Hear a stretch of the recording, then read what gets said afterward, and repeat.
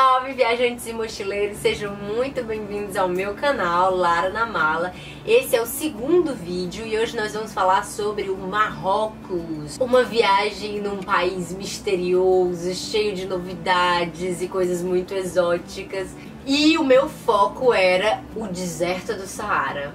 Sempre foi o meu sonho conhecer aquele lugar. Eu achava que era assim...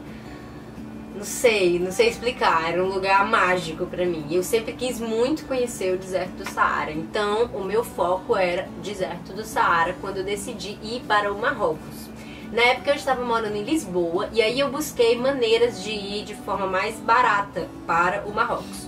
E eu descobri que a forma mais em conta de ir era indo para a Espanha e da Espanha pegar um voo direto para Marrakech, capital do Marrocos. Para quem não sabe, Marrocos fica na África, no continente africano. Marrocos é um país que fica no norte do continente africano. Então o que eu fiz? Eu peguei uma carona de carro pelo BlaBlaCar, para quem não conhece, é um site de caronas que é muito popular lá na Europa, que você paga uma taxa de contribuição e pega carona com alguém, né, de um país para o outro, ou de uma cidade para outra, entrando no site BlaBlaCar. Vou colocar aqui na descrição do vídeo. Então eu peguei uma carona lá de Lisboa para Madrid e de Madrid peguei um voo direto para Marrakech. Antes de ir, eu tinha uma certa preocupação, porque o Marrocos é um país islâmico, né?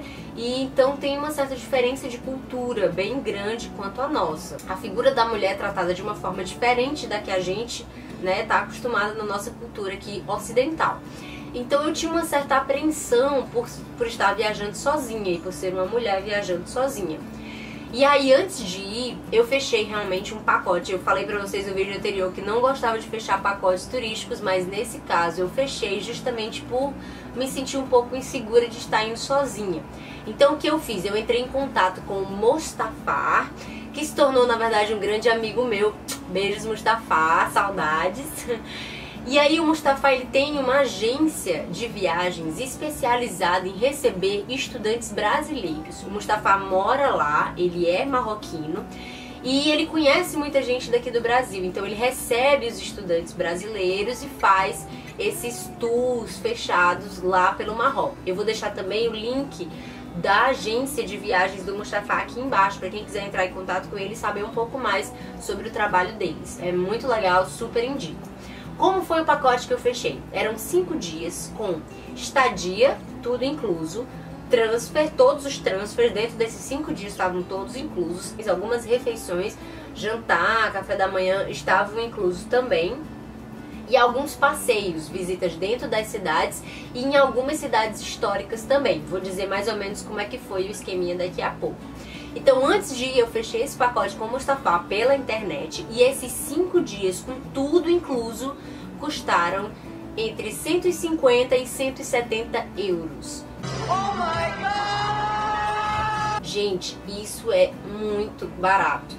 Comparado a todo o serviço, toda a gama de serviços que foi ofertada, muito em conta, vale super a pena. Bem, a minha primeira impressão assim que eu cheguei em Marrakech foi bem chocante, porque era bem diferente, principalmente a língua, né? Tava lá escrito todas as placas, o árabe, aquelas letrinhas bonitinhas que pareciam desenhos, né? Foi um tanto quanto difícil, né? Porque você fica pensando, não faço a menor ideia do que tem lá escrito.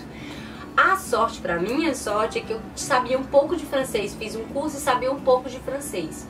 Lá no Marrocos existem 2 línguas oficiais, é o árabe e o francês.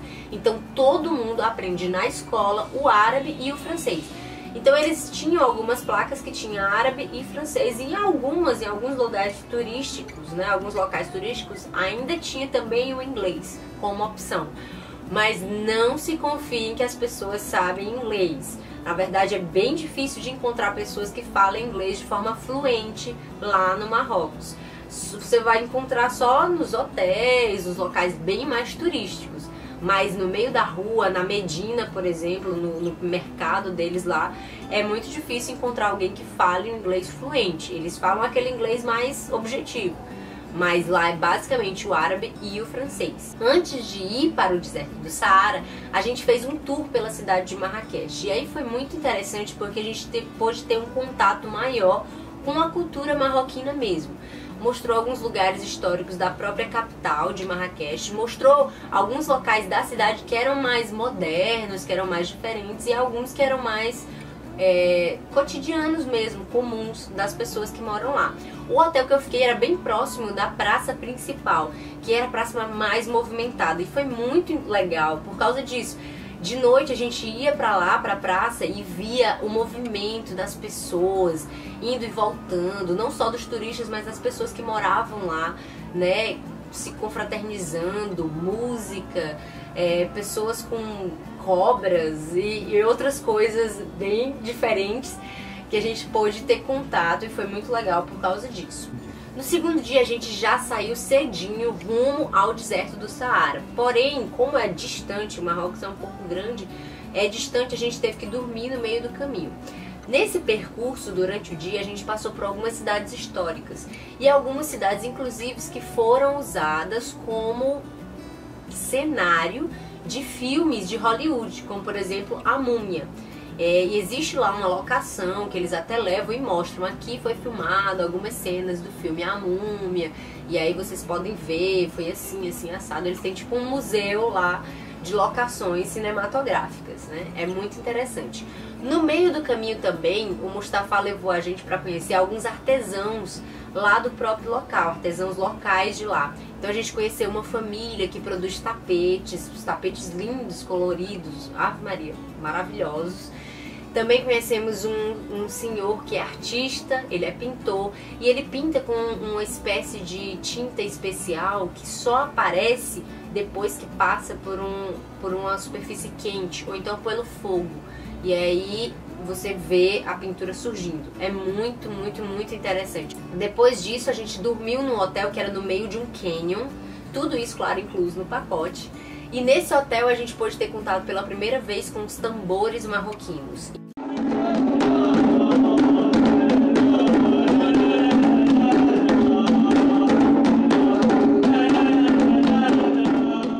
Incríveis, gente. A música é um negócio que movimenta realmente aquele país. Você escuta a música deles e é algo que mexe com a gente. No outro dia, a gente continuou a viagem, passamos por diversos tipos de cenários diferentes, de paisagens. É muito interessante que no Marrocos, na época que eu fui, era mais ou menos verão, outono.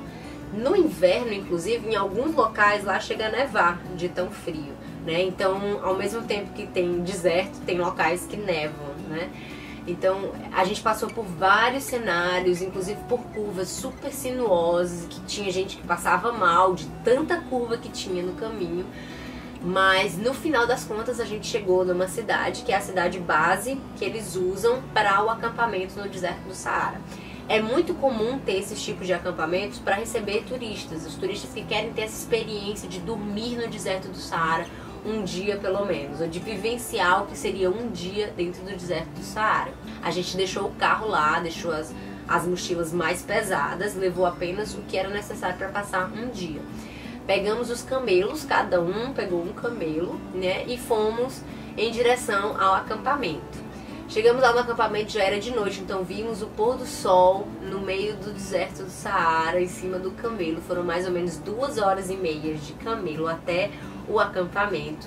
Lá a gente chegou, tinha algumas barraquinhas, era um ambiente bem típico deles lá. Inclusive existem pessoas que ainda moram dentro do deserto, né, que possuem esses acampamentos fixos, que moram lá. E aí a gente deixou nossas coisas nas barracas que eram próprias de dormir, que tinham camas dentro das barracas, eram barracas bem grandes. E fomos para o jantar, era um jantar comunitário, eles cozinharam pra gente comidas típicas de lá. O cuscuz de lá é muito delicioso e é muito próximo do cuscuz da gente aqui do Brasil. Tinham muitas frutas, era uma comida super diversificada. Na verdade foi uma das melhores comidas que eu comi, né, pelo meio do mundo. Foram uma das comidas mais naturais e mais gostosas, assim, saborosas que eu provei. Depois do jantar, a gente foi para uma tenda que tinha no quintal, assim, no final lá do acampamento. E era uma tenda aberta com vários tapetes e várias almofadas no chão. E o pessoal do acampamento trouxe os chás típicos de lá. Gente, os chás marroquinos, eu particularmente não gosto muito de chá, mas os chás marroquinos são assim coisas de outro mundo. Nós provamos alguns chás e eles fizeram uma fogueira lá no meio e começaram a tocar os tambores e a fazer as danças típicas, e a gente foi dançar ao som dos tambores.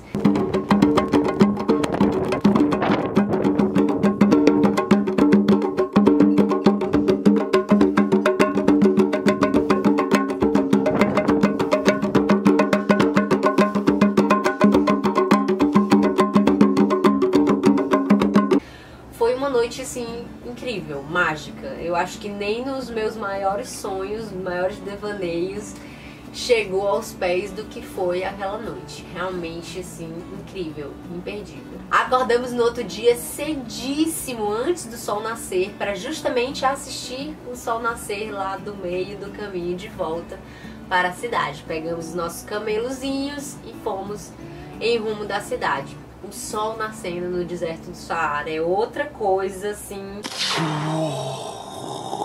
É incrível, incrível, incrível, incrível. De emocionar qualquer um. Chegamos na cidade, pegamos nossas coisas no carro, voltamos para Marrakech. E aí foi a hora de conhecer a Medina.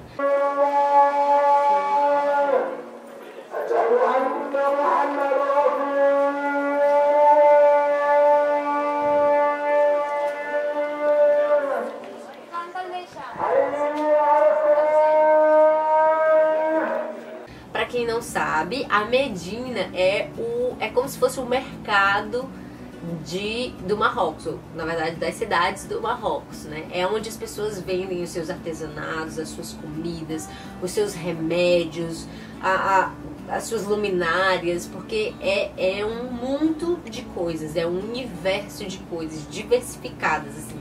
Você encontra de tudo naquele lugar. Parece um labirinto, né? Então realmente você tem que ir com guia, porque senão você se perde lá dentro.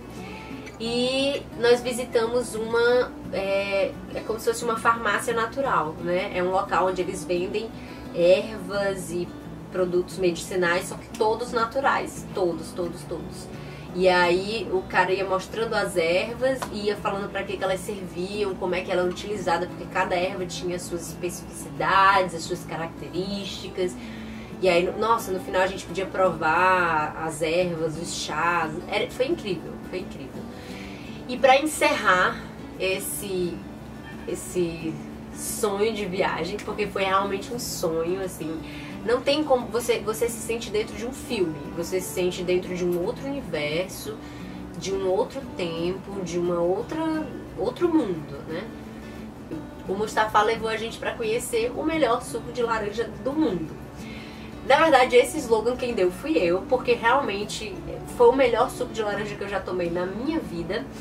Lá no meio da Praça Central, existem alguns quiosques, algumas, tipo, cabinezinhas mesmo de sucos naturais, de comida, né? E aí o Mustafa levou a gente em uma específica, porque tem vários cabinezinhas de suco de laranja, e ele disse que levou a gente no melhor. O senhor que recebeu a gente era a simpatia em pessoa. A simpatia em pessoa. E ele fazia o suco na hora, o suco era natural. E foi o suco mais barato que eu já tomei. Foi 30 cents de euros. Um copo de suco de 500 ml, assim. E era delicioso, sem um pingo de açúcar, sem um pingo de água. Eu acho que eu tomei, assim, uns 5 sucos. E com certeza eu voltaria por esse suco. Pelas outras coisas também, mas principalmente pelo suco de laranja, porque foi o melhor suco de laranja que eu já tomei na minha vida. Então, no final das contas, eu acredito que eu devo ter gastado nessa viagem entre 230 e 250 euros, numa viagem de mais ou menos 8 dias, né?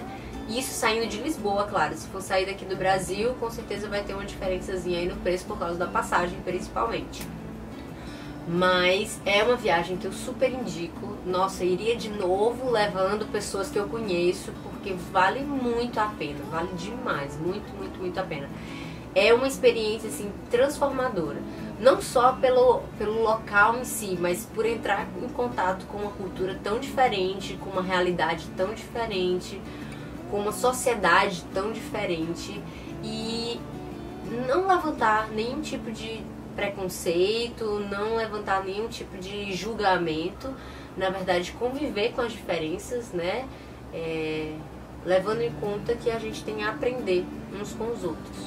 E que se divirta bastante, conheça outros locais que infelizmente eu não pude conhecer por falta de tempo, mas que existem outros locais muito, muito interessantes lá no Marrocos para se conhecer. E é isso, gente, eu espero que vocês tenham gostado dessas dicas sobre o Marrocos, sobre o deserto do Saara. Quem quiser saber um pouco mais, podem perguntar aí nos comentários ou propor novos vídeos com assuntos mais específicos. E eu espero que vocês tenham gostado, deem um like no canal, curtam o vídeo, apertem no sininho para receber as notificações e mandem mais propostas de temas que vocês queiram saber sobre as minhas andanças pelo mundo. Beijos!